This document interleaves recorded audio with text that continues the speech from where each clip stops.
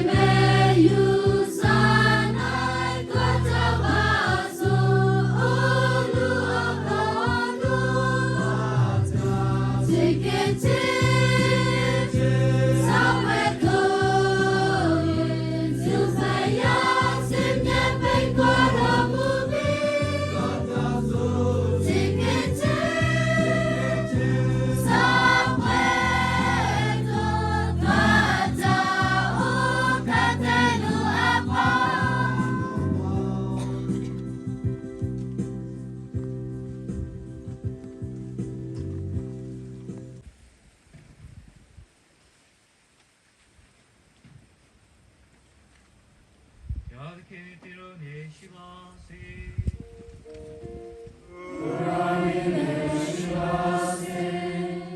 နာရကုလိုရှိခါခက်ကေပြတော်မူသော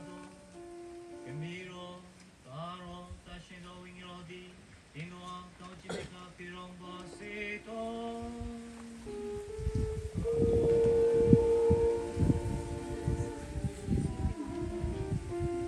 မိစကံနာဘိဗဗိညတေချနာဖျားငင်ကိုစိကံနာယတောချောလော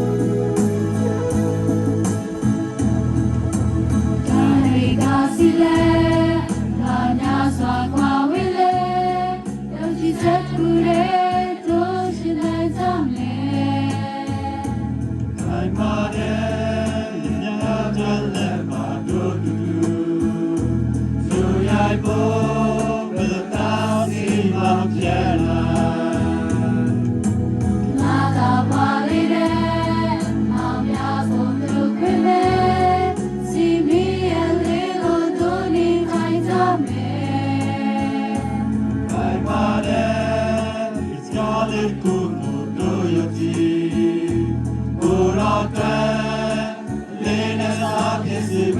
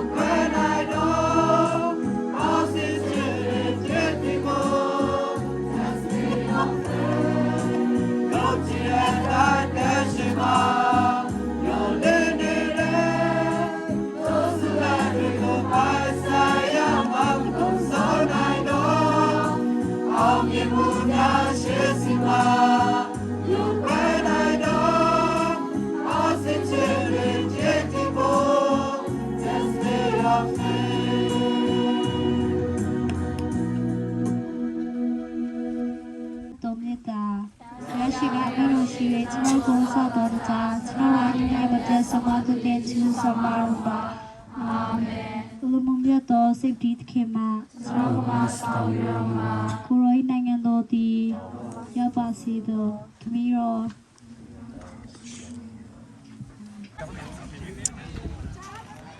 mà thật quá hả là số na hả lúc nhà tiền đâu số na hả mà thua ta ta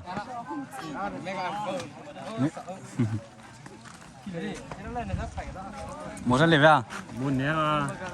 trăm liệp cho cái giặc à cho cái giặc ngoài á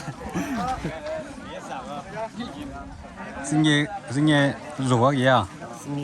hấp xệ đi em muốn nữa nè chỉ cần nào đấy thì gì hả nghe chưa dạ cả lá đó phải mua gì đó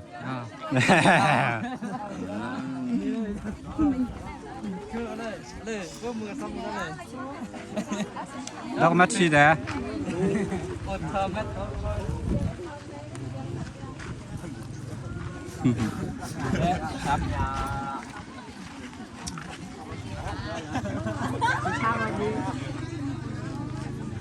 Hello.